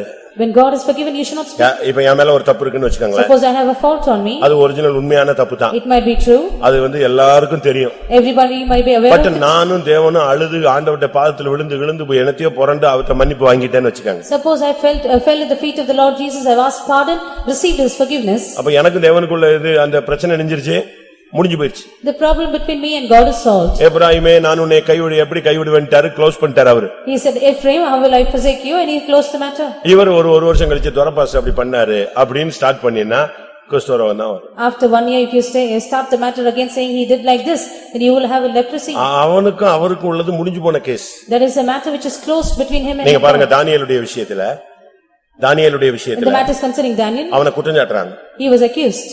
இப்ப கடைசில யார தூக்கி உள்ள போட்டாச்சு? தானியேல உள்ள போட்டாச்சு. Daniel was cast in. But சிங்கத்தின் வாயை தெய்வம் கட்டிட்டாரு. But the Lord bound the mouth of the lions. இவன் வெளிய வந்துட்டான். He came out. வெளிய வந்த உடனே After coming out, அடுத்து யார தூக்கி உள்ள போட்டாங்க? உள்ள who was cast in? அவனை குற்றஞ்சாட்டினோரை தூக்கி உள்ளே போட்டார்கள். Those who were accusing him were cast in. அந்த குற்றஞ்சாட்டப்பட்டவர்கள் உள்ளே போய் தரையில் சேருவதற்கு முன்னையே சிங்கங்கள் அவனுடைய எலும்புகளை நொறுக்கி போட்டது. வெயிட்டிங்ல நிக்குது, அவன் கீழே விழுறதுக்குள்ளே பிடிக்குது அவ்வளவு. When they were the accusers were cast in, the lions had a mastery upon them before they reached the ground. தானியேல் 6ஆம் அதிகாரம் 24ஆம் வசனம். தானியேலின் மேல் குற்றஞ்சாட்டின மனுஷரையோவென்றால் ராஜா கொண்டுவரச் சொன்னான். அவர்களையும் அவர்கள் குமாரரையும் அவர்கள் மனைவிகளையும் சிங்கங்களின் கெபியிலே போட்டார்கள். அவர்கள் கெபியின் அடியிலே சேரும் முன்னே சிங்கங்கள் அவர்கள் மேல் பாய்ந்து அவர்கள் எலும்புகளை எல்லாம் நொறுக்கி போட்டது. எங்க போய் சேரல, பாட்டத்துல போய் சேரவே இல்ல, அதுக்குள்ள நொறுக்கிடுச்சு.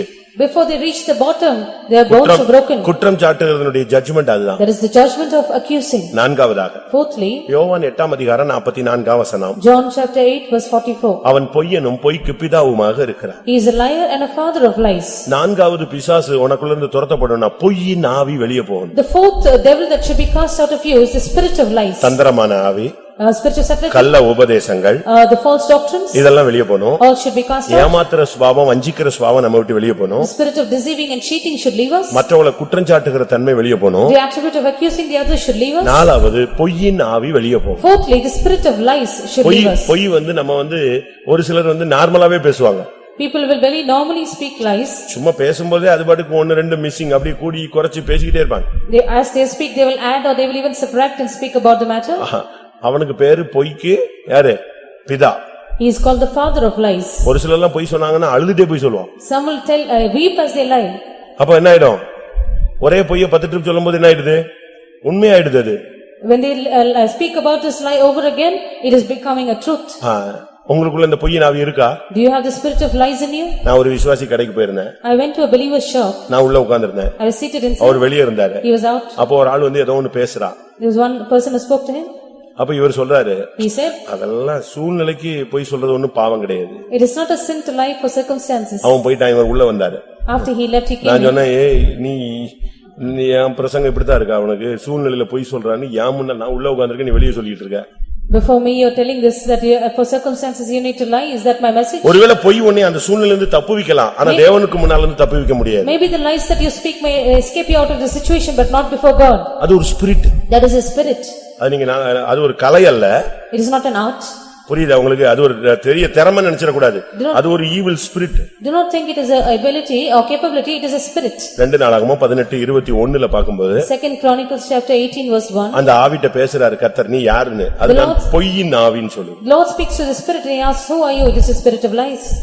அப்பொழுது அது, நான் போய் அவருடைய தீர்க்கதரிசிகளின் எல்லாரின் வாயிலும் பொய்யின் ஆவியாய் இருப்பேன் என்றது. எப்படி? பொய்யின் ஆவி, spirit of lies. அது ஒரு ஈவில் ஸ்பிரிட்ங்கறத நீங்க புரிஞ்சுக்கணும். You need to understand it is an evil spirit. ஒரு சிலர் எப்படினா, For some, பேசுறதெல்லாம் பொய் பேசுவான். all that they speak will be lies. எப்படி இருக்கும்? அப்படி யாராவது இருக்கீங்களா? Is there anyone like that? சொல்றதெல்லாம் பொய் தான். Everything that they say is a lie. சட்டன்னு சொல்லிக்கிட்டே இருப்பான். Continually they will speak lies. எனக்கு கல்யாணம் ஆகலம்மா, அவனுக்கு இது மூணாவது கல்யாணமா இருக்கும். Some will say they are not married but that will be the third marriage they are into. எப்படி இருக்கும்?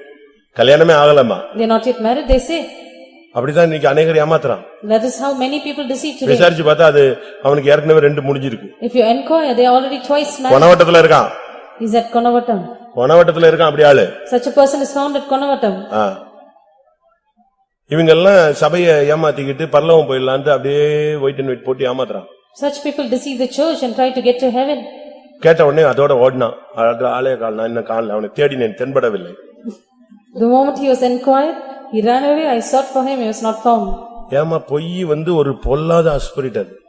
Lies is an evil spirit. அது உள்ள வந்துச்சுன்னா அப்படியே ஹார்ட் அப்படியே ஃபுல் பண்ணிடும். It will fill up your heart once it enters into you. அது பிறகு நீ பேசுறதெல்லாம் பொய் தான் சொல்லுவ. After which whatever you speak is lie.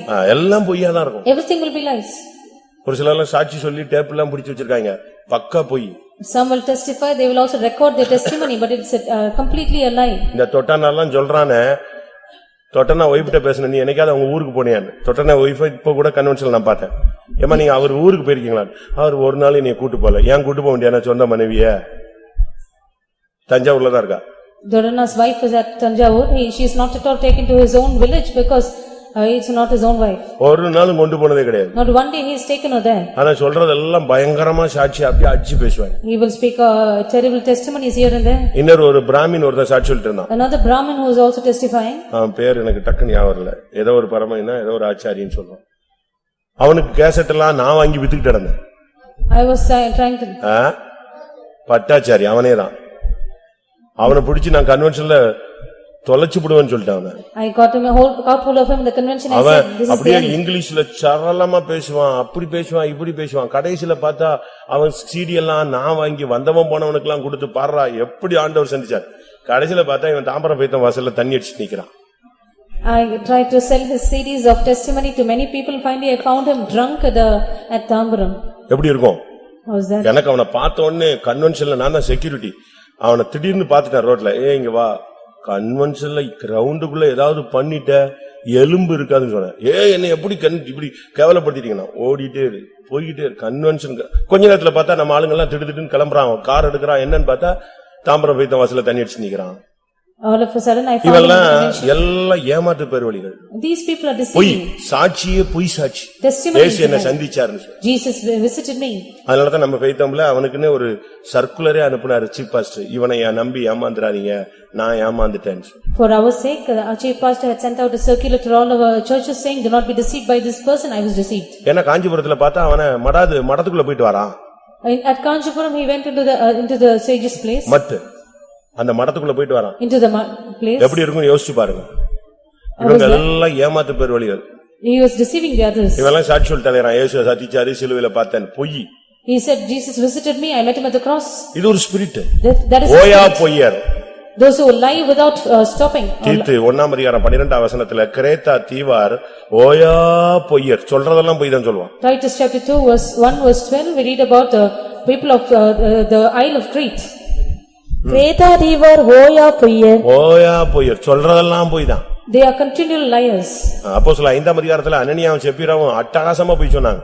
In Acts chapter 5 we read about Ananias and Sapphira who lied in a very beautiful manner. இவங்களுக்கு ரெண்டு அபிஷேகம் பெற்ற கேசுங்க. They were anointed people. அபிஷேகம் பெற்ற பின்பு சாத்தானுக்கு இடம் கொடுத்து பரிசுத்த ஆவிக்கு விரோதமாய் பொய் சொல்ல சாத்தான் உன் இருதயத்தை நிரப்பினது என்னன்னு பேதுரு கேட்டான். Some Peter questioned him, how has Satan filled your heart to lie against the Holy Ghost after you being anointed? ஐந்தாவது Fifthly, யோவான் 8ஆம் அதிகாரம் 44ஆம் வசனத்திலே பார்க்கும் பொழுது John chapter 8 verse 44. அவன் ஆதி முதல் மனித கொலைபாதகன் என்று சொல்லி இருக்கிறார்.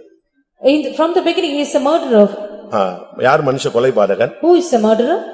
தன் சகோதரனை பகைக்கிற எவனும் மனித கொலைபாதகனாக இருக்கிறார். Everyone who hateth his brother is a murderer. நாலாவது நீ பொய்யின் ஆவியிலிருந்து விடுதலை ஆகி உன்னை விட்டு அது போயிருக்கணும். Fourthly, if you deliver out of the spirit of lies, it will leave you. ஐந்தாவது நீ கொலைபாதகனாக இருக்கக்கூடாது. Fifthly, you should not be a murderer. நம்ம எல்லாரும் போய் யாரையும் குத்தி கொலை பண்ணி அடிச்சு காலி பண்றது இல்ல. We do not go and smite anyone or we do not kill anyone in that manner. முந்தைய காலங்கள்ல கொலைகாரர்களாக இருந்தவங்க ரட்சிப்புக்குள்ள வந்திருக்கிறாங்க. In former days those who were murderers have come into salvation. அத குறித்து அது ஒரு subject. That is another subject. But நீ சகோதரனை பகைச்சா பைபிள் சொல்லுகிறது உன்னைய கொலைபாதகன். But if you will hate your brother, you are a murderer. ஒரு கருவை நீ அழிச்சிட்டேன்னா நீ ஒரு கொலைபாதகன். Suppose you destroy that which is a birth, then you are a murderer. அப்படிதானே? கரெக்டா நான் சொல்றது சரிதானா? பாதி பேருக்கு தலை மேல வராது. இந்த சப்ஜெக்ட் பேசினா அப்படியே பம்மிடுவாங்க. Half of them will not understand because they do not like this subject. நீ கொலைபாதகன், கொலைபாதகி, அத நீங்க புரிஞ்சுக்கணும். You have to understand that you are a murderer. தன் சகோதரனை பகைக்கிற எவனும் மனித கொலைபாதகன். He that hateth his brother is a murderer. ஒருத்தனை பகைச்சிட்டு நம்ம எப்படி பரலோகத்துக்கு போக முடியும்? How can you hate a person and go to heaven? யோசிச்சு பாருங்க. Just imagine. அவன் அங்க நிப்பான் சிங்காசனத்துக்கு முன்னால. He will stand before the throne. நான் ஒரு கிளிப்பிங்ஸ் பார்த்தேன். I saw a certain clipping. அப்படியே சிங்காசனத்துக்கு முன்னால அப்படியே ஒருத்தன் வர்றான். A person enters the throne. அவனுக்கு முன்னால புத்தக சுருள் விரிக்கப்படுகிறது. The book is opened before him. டக்குனு அவன் ஹிஸ்டரி அப்படியே வெளிய வருது. His history is out immediately. அவன் தண்ணி அடிச்சானா, விபச்சாரம் பண்ணானா, வேசினான். அடுத்த செகண்ட் அப்படியே அவனை இழுத்து கொண்டு போய் அக்னியில போட்டுறான். Where all his mistakes are out and finally he is drawn and cast down. ஆனா அதே இடத்துல At the same place, ஒரு விசுவாசி வர்றான். a believer enters. அவனுக்கு புத்தக சுருள் The விரிக்கப்படுது. book is opened. அவன் ஒரு தெருவுல கீழே கிடந்தவனுக்கு சாப்பாடு கொடுக்கறான். He gave food to one who was in the streets. உடனே அவனுக்கு அப்படியே மகிமை உடுத்தி வைக்கப்படுது. Glory was covering him. அப்படியே மேல போறான். He was taken up. நமக்கு இந்த அஞ்சாவது ஆவி போயிடுச்சான்னு பாருங்களேன். Just consider the fifth, the spirit is left you. கண்ணை மூடும்போது உனக்கும் யாருக்கும் எந்த கசப்பும் இருக்கக்கூடாது. When you close your eyes, you should not have any problem or any அப்படி இருந்துச்சுன்னா நீ யாரு? others. அப்படி இருந்தால் நீ யாரு? நீ யாரு? நான் யாரு? If you have such anything, then மனுஷ கொலைபாதகன். you are a murderer. எல்லாரும் சமாதானம். Peace with all. யாரு மேலயும் உங்களுக்கு கசப்பு வைராக்கியம் இருந்தா எல்லாத்தையும் குயிக்கா பேப்பர் கிளியர் பண்ணுங்க. You have any bitterness or any hatred against anyone, clear your papers immediately. Pastor Joel அடிக்கடி சொல்வார் நம்ம பேப்பர் எப்பவும் கிளியர் பண்ணிட்டே இருக்கணும் பாம்பா. Pastor Joel often used to say we need to clear these papers always. எப்ப life close ஆகுதுன்னே தெரியாது. We do not know when our life will close. திடீர்னு இன்னைக்கு நைட் 10 மணிக்கு வான்னு சொல்லிட்டாருன்னா என்ன பண்ணுவீங்க? All of a sudden Jesus says come at 10 o'clock the night, what will you do? 1 hourல clear பண்ணிடுவீங்களா? Within 1 hour can you clear it up? Clear பண்ணிடுவீங்களா? Can you do it? எசேக்கியாட்ட தீர்க்கதரிசி சொல்றான், உன் வீட்டு காரியத்தை ஒழுங்குபடுத்தி நீ பிழைக்க மாட்டாய். இப்படி நமக்கெல்லாம் சொல்லிட்டா நம்ம கிளியர் பண்ணிடலாம். The prophet came to Hezekiah and said, set right your house, you are not going to live. இப்ப இன்னைக்கு நைட் கொண்டவட்டத்துல ஒரு 10 பேரை கூப்பிட்டு இனி நீ பிழைக்க மாட்டாய், உன் வீட்டு காரியத்தெல்லாம் ஒழுங்குபடுத்து, நான் உன்னை சேர்க்க போறேன்னா நான் வெணிஞ்சிடலாம். ஆண்டவரே இதெல்லாம் ஞாபகப்படுத்துங்க, யார்ட்டெல்லாம் மன்னிப்பு கேட்கணும், யார்ட்டெல்லாம் காசு கொடுக்கணும், யார்ட்டெல்லாம் எல்லாம் கிளியர் பண்ணி செட்டில் பண்ணிட்டு எல்லாத்தையும் பார்த்துட்டு போயிடலாம். Tonight if the Lord will appear for 10 of us in the Konavatam church and say, you set right your house and you are not going to live, they will set right everything. சொன்னா செஞ்சிருவீங்களா இல்லையா? If it is said, will you do? நாளை காலையில வருகன்னா நம்மால ஒருத்தனை இங்க இருந்து போக மாட்டீங்க. If the coming of the Lord is at சோத்ரம் இங்கேயே உட்கார்ந்து ரெடி ஆகுறீங்க. all our people will be here seated. ஆனா எசேக்கியாட்ட சொன்னா அவனுக்கு ரெடி பண்றதுக்கு மைண்டே வரல. செத்துடுவானா அப்படி இப்படி படுத்திருந்தவன் இப்படி திருப்பி படுத்துட்டு ஓன்னு அழுதுட்டான். Do not have the mind even to make. எனக்கெல்லாம் சொல்லி இருந்தாருன்னா ரைட் ஓகே சுவாமி தப்பிட்டோம் போல் இருக்கு, நமக்கு நேரடியா வந்து இவ்வளவு ஒரு வாய்ப்பை கொடுத்துட்டாருன்னு போயிடலாம். Suppose I was in the place. அப்படிதானே? நீங்களா ரெடியா? Are you all ready? வீட்டு காரியத்தை ஒழுங்குபடுத்து. Set right your house. மே 1ஆம் தேதி போய் விடுவாய் அப்படின்னா எப்படி இருப்பீங்க? May 1st you will die. என்ன எப்படி இருக்கும்? எல்லாம் ரெடி பண்ணிரலாம். You can set it right. ஆனா எசேக்கியாட்ட சொன்னா அவன் சரி 15 வருஷம் கழிச்சு கூட அவனால ரெடி பண்ண முடியல. அவன் லைஃபை செட்டரேட் பண்ணதுக்கு அவனுக்கு 15 years தேவைப்பட்டுச்சு. He needed 15 years more to set right his life. நம்ம எப்படி இருக்கோம்? What is our state? இன்னைக்கு கண்ண மூடுனா யார்ட்டையும் உனக்கு பிரச்சனை இருக்க கூடாது. If you close your eyes today, you should not have any problem with anyone. சமாதானமா போயிடு. Go at peace. அதுதான் நம்முடைய ஜீவியத்தில உள்ள முக்கியமான தன்மை. There is a very important thing in our life. 1 யோவான் 3ஆம் அதிகாரம் 12ஆம் வசனம் 15ஆம் வசனத்தில் சொல்லி இருக்கிறது, தன் சகோதரனை பகைக்கிறவனிடத்தில் நித்திய ஜீவன் இல்லை. 1 John chapter 3 verse 12 and 15 says, he that hateth his brother hath not eternal life in him. எப்படி இருக்கும் வாசிங்க? 1 யோவான் 3ஆம் அதிகாரம் 12ஆம் வசனம் இல்லனா 15ஆம் வசனம். இல்லவே இல்லையா உங்க பைபிள்ல? நான் தான் தப்பா சொல்லிட்டேனா?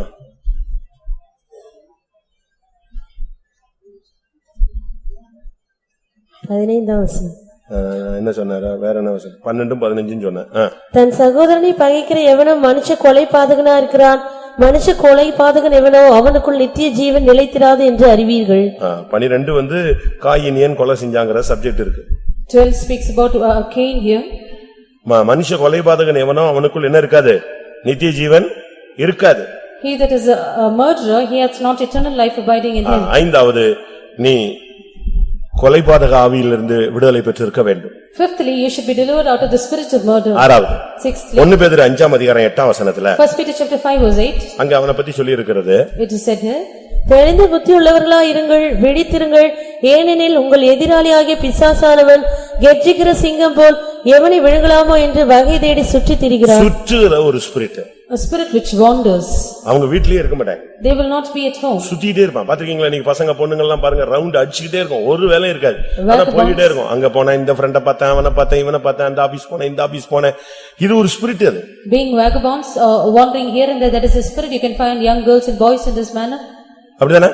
Isn't that true? இத நீ கண்ட்ரோல் பண்ணணும். You need to control this. எலும்பி போக கூடாது. தேவ சித்தம் இல்லாத இடத்துக்கு நீ வெளிய போக கூடாது. Do not go out of the presence of God. யோபு 1:7ல பார்க்கும் பொழுது சாத்தான்ட்ட கேக்குறார், நீ எங்கே இருந்து வருகிறாய்? அவன் உடனே சொன்னான், நான் பூமியின் எல்லை எங்கும் சுற்றி எல்லா தெருவா சுத்திட்டு வரானா. Job 1:7, the Lord asked Satan, where does thou come from? He said, I went from throughout the whole earth and I have gone through the streets of the earth and I have come. அது ஒரு spirit. அது that is a spirit. உன்னை சுத்த வைக்கும். It will make you wander. நம்ம அழகா makeup பண்ணிட்டோம், அது வாட்டுக்கு போவான். They will pack up and go. சம்பந்தம் இல்லாம சித்தி வீட்டுக்கு போறது, சம்பந்தம் இல்லாம அண்ணன் வீட்டுக்கு போறது, சம்பந்தம் இல்லாத ஃப்ரெண்ட் வீட்டுக்கு போறது, இப்படி அங்க வந்தேன் உங்களை பார்க்க வந்தேன், இங்க வந்தேன் உன்னைய பார்க்க வந்தேன், எவளையும் நீ பார்க்க வேண்டாம். பேசாம தேவ சமூகத்துல இருந்து தேவனை பார்த்துட்டு இருந்தா போதுமானது. Without any reason, without any need, they would go to places which they are not needed for. You need not go and visit anyone. You can be in the presence of God. இந்த spirit வந்து சுத்த வைக்கிற spirit. This spirit is that which makes you wander. அது ஒரு இச்சை அடக்கம் இல்லாத ஒரு ஆவி. It is a spirit without temperance. இந்த ஆவி வந்த பிறகு உன்னால வீட்ல உட்கார முடியாது. Once you have the spirit, you cannot remain at your house. Round அடிச்சிட்டே தான் இருப்ப. You keep rounding here and there. ஒரு நாள் இந்த ஆவி தாவீதுக்குள்ள வந்துச்சு, உப்பர்கி மேல வாக்கிங் போயிட்டே இருந்தான். கடைசில அவனுடைய வாழ்க்கை எப்படி நாசமா போச்சுன்னு உங்களுக்கு தெரியும். Once the spirit entered into David and he was walking in the pinnacle of his house, when he found that his life was in vain after இந்த that. ஸ்பிரிட் உள்ள வரும்போது நீ பாட்டு சுத்த ஆரம்பிச்சிடுவ, எங்கயாவது போய் கண்ணில விழுந்து நாசமா போய்டுவ. When the spirit enters into you, you will start to wander here and there. Finally you will fall into a snare and be destroyed. ஏழாவது தன்மை, Seventh aspect, திருடன். a thief. அவனுடைய ஆவி வந்து திருடன். The spirit is to be a thief. யோவான் 10:10ல பார்க்கும் பொழுது John 10 and verse 10. அவன் திருடவும் வாசம். திருடன் திருடவும் கொல்லவும் அழிக்கவும் வருகிறானே அன்றி வேறொன்றுக்கும் வரான். வேற ஒண்ணுக்கு வரான். இவனுக்கு பேர் வந்து திருடன். His name is a thief. பயங்கரமா இவன் வந்து அந்த ஆவி அந்த ஸ்பிரிட் அதுக்குள்ள இருந்தா அவன் திருடுற வேலையை தான் செஞ்சுக்கிட்டே இருப்பான். When the spirit is in them, they will start stealing. உன்னுடைய கிருபையை திருடிடுவான், He will steal your உன்னுடைய grace. அபிஷேகத்தை திருடிடுவான், Your anointing will be stolen. உன்னுடைய தெய்வீகத்தை திருடிடுவான், Divinity from you will be உன்னுடைய stolen. ஜெப நேரத்தை திருடிடுவான், Your time of prayer will be stolen. பணத்தை திருட வைப்பான், He will make you steal money. பொருள் திருட He வைப்பான். will make you steal things and materials. ஃபெய்த்தம்லயே திருடுறவங்க எல்லாம் நான் பாத்திருக்கேன். I found people also in the stealing the faith home. ஃபெய்த்தம்ல ஆவியில் நிரம்பும்போது திருடிட்டு போறவங்க எல்லாம் பாத்திருக்கேன். While we are getting filled with the spirit, people will steal the faith home. ஃபெய்த்தம்ல இருக்கிற காணிக்கை பொருளை திருடிட்டு போனவங்க எல்லாம் இருக்கா. Those who are stolen from the offering in the faith home. அதெல்லாமே ஒரு ஸ்பிரிட் தான். There is a spirit. இந்த ஸ்பிரிட் வரும்போது நல்லவன் கூட திருடனா மாறிடுவான்.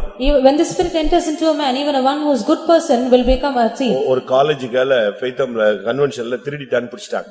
There's one college girl who was caught in the convention because she stolen. செல்ல திருடிட்டான்னு சொல்லி பிடிச்சிட்டாங்க. And she was caught for stealing a mobile phone. அப்ப என்னைய கூப்பிட்டாங்க, நீ வாங்க என்கொயரிக்கு வாங்க. I was also called for the inquiry. அப்ப நான் போறேன். I was there. அதுக்குள்ள அவளை பத்தி எல்லாருக்கும் நியூஸ் போயிடுச்சு, நான் போறேங்கிறது நியூஸ் போயிடுச்சு. Before which the news reached everyone and also the news of my arrival there was also reaching to everyone. கட்டாயம் பனிஷ்மென்ட் ஆயிடும், அடி சரியான ட்ரீட்மெண்ட் கொடுத்துருவாங்க. Definitely she will be punished and she will face the right treatment. ஏன்னா convention டயத்துல உள்ள கூடி போக முடியாது, பின்னால கூடி சுத்தி கார்ல போகணும்.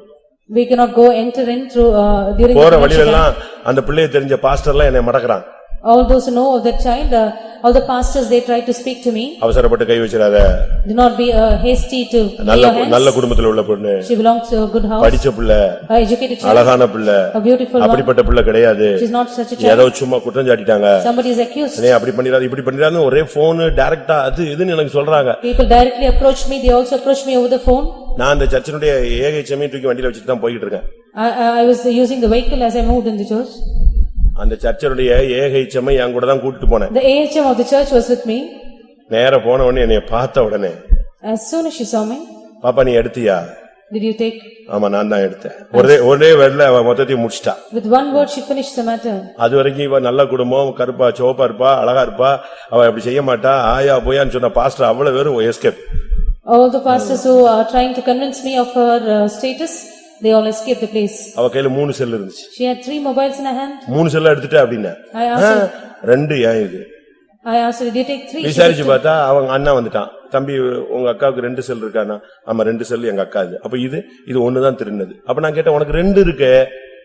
You have 2 in your hand. உன்னை நம்பி ஒருத்தங்க பேக்க கொடுத்துட்டு பாத்ரூம் போயிட்டு வரதுக்குள்ள அவங்க செல்ல எடுத்துட்டியேனா எனக்கு அதை பார்த்துட்டு என்னால சும்மாவே இருக்க முடியலங்கறா.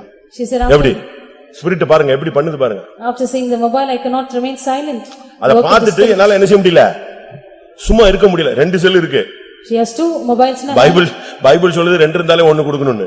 The Bible says you have 2, you give up 1. இவ இந்த ஆவி என்ன சொல்லுது, 2 இருந்தாலும் நீ 1 எடுன்னு சொல்லுது. The spirit says if you have 2, you take up 1 more.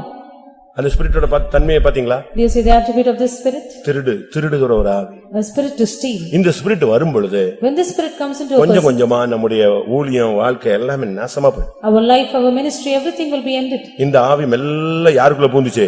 யூதாசுக்குள்ள பூந்துச்சு. This spirit entered into Judas. இதுக்கு ஊழியக்காரன் விசுவாசி எல்லாம் அந்த ஸ்கேலே கிடையாது, எல்லாருக்குள்ளயும் பூந்துரும். Now there is no scale such as a believer or a servant of God, it enters into everyone. யாரா இருந்தாலும் இந்த ஆவி உள்ள வரும் பொழுது அவன் திருடன் தான். Any person, when the spirit enters into the Bible சொல்லுகிறது யூதாச பத்தி அவன் திருடன் அப்படின்னு சொல்லுது. The Bible calls Judas a thief. பிசாச திருடன் சொல்லல இல்ல. He does not say he is one from the devil. பிசாச மட்டும் திருடன் சொல்லல. Does not call the devil alone a thief. யூதாச யோவான் 12ஆம் அதிகாரம் 6ஆம் வசனம். John 12 verse 6. அவன் தரித்திரனை குறித்து கவலைப்பட்டு இப்படி சொல்லாமல் அவன் திருடன் ஆனபடியினாலும் பணப்பையை அவன் பேர் என்னது? திருடன். He was called a thief.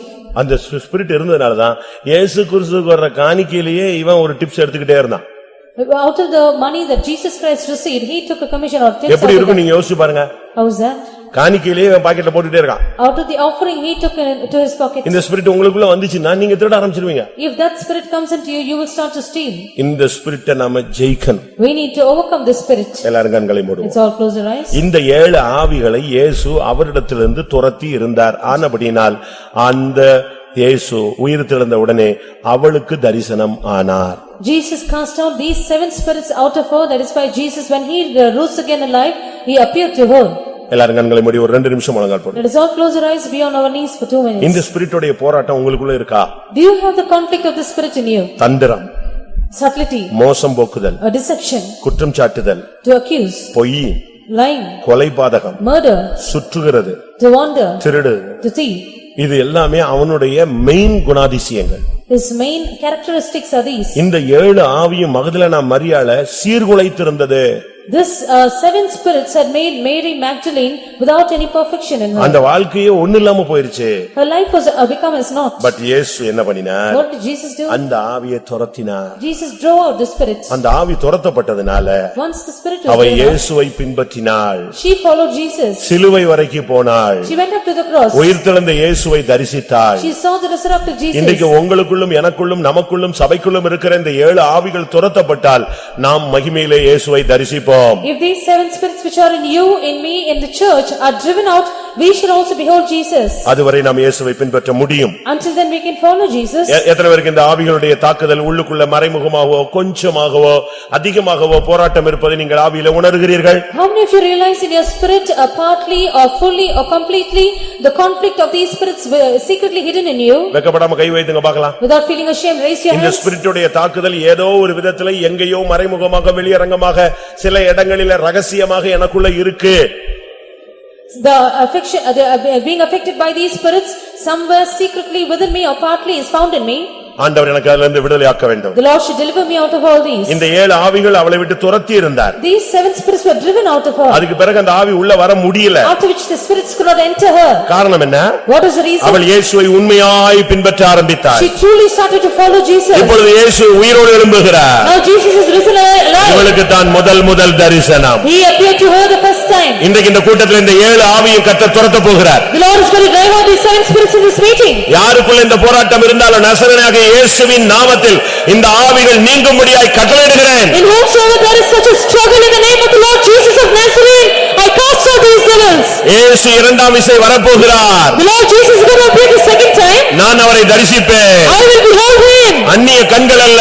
Not strange eyes. என் மீட்பர் உயிரோடு இருக்கிறார். My Redeemer liveth. நான் அவரை காண்பேன். I will see him. என் சொந்த கண்களால் அவரை தரிசிப்பேன். With my own eyes I shall behold him.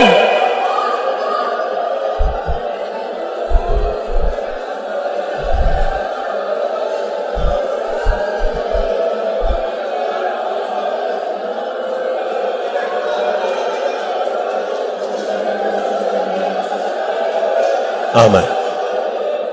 நான் எல்லா இடத்திலும் சொல்ற ஒரு வார்த்தை. One word which I tell everywhere. யூதாசுக்குள் ஆவி புகுந்ததுன்னு பைபிள் சொல்லுகிறது. The Bible says the spirit entered into Judas. But இயேசு அதை துரத்தல. But Jesus did not drive it out. அவன் வாழ்க்கை என்ன ஆச்சுன்னு உங்களுக்கு தெரியுமே. You know the end of his life. ஆனால் பேதுருவுக்குள் அந்த ஆவி வந்தது. When the spirit came into Peter, இயேசு அதை துரத்தினார். Jesus drove it out. அவன் பிரதான அப்போஸ்தலனாய் மாறினான். He became the chiefest of the apostles. இன்னைக்கு இந்த ஆவி உனக்குள்ள இருந்து துரத்தப்பட்டா நீ தப்புவாய். துரத்தலனா கர்த்தர் உன்னை விட்டுட்டார்னு அர்த்தம்.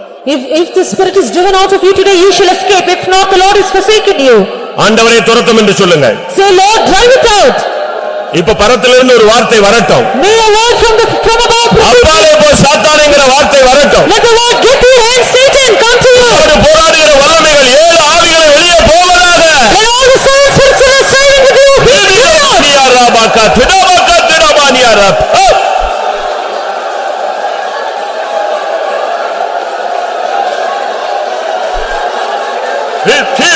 திடாபானியாரா. Jesus.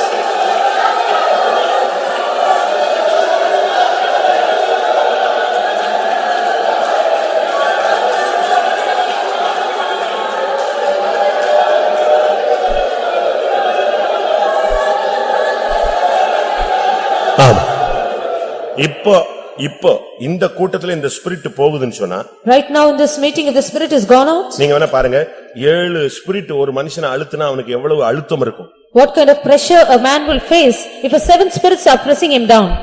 இப்ப இந்த ஸ்பிரிட் போகுதுன்னா உனக்கு ஒரு ஃப்ரீனஸ் உண்டாகும். Now if the spirit leaves you, you will be set at liberty. எத்தனை பேருக்கு அந்த விடுதலை உணரணும்னு How many ஆசைப்படுறீங்க? of you want to face the deliverance? இப்ப ஆவிகள் வெளியே போகிற நேரம். Now is the time the spirits will leave you. Hallelujah hallelujah hallelujah. திடனமகத்துட ஹிபிலவா காபிசா ரிமக்கரமகத்துரமகத்துர Bania Rafah Rafah.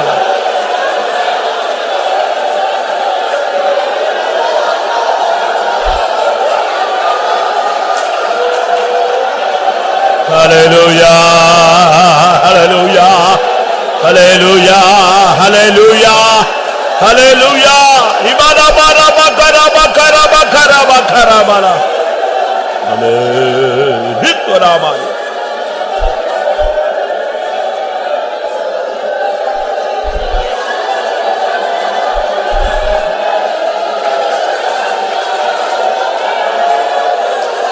Bakara bakara bikara bana bir rigara bana kadına var ya. Ribar ya ribila bana.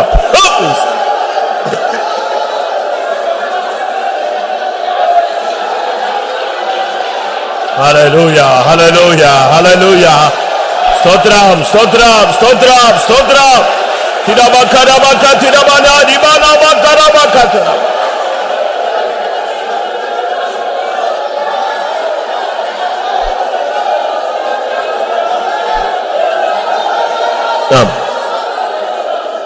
இந்த 7 தன்மையில எது உங்களுடைய ஊழியத்தை ஜீவியத்துல அதிகமாக தாக்குதலாய் இருக்கிறது? Out of these 7 attributes, which is affecting your life, your ministry more?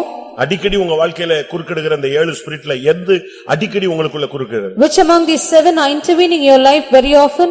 ஒரு நிமிஷம். One moment. இப்ப அத மட்டும் பலிபீடத்துல வைங்க. Place it on the altar now.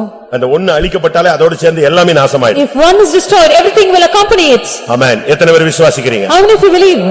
இந்த கூட்டத்துல கர்த்தர் உனக்கு ஒரு விடுதலையை கொடுக்க விரும்புகிறார். This meeting the Lord wants to grant you deliverance. உனக்கு மட்டுமல்ல. Not only to you. உன் குடும்பத்துல உள்ளவங்களுக்கு அந்த விடுதலை உண்டு. Even for your family there is a deliverance. Hallelujah, hallelujah, hallelujah. Ibakara bakatira bakatiri biyaramana.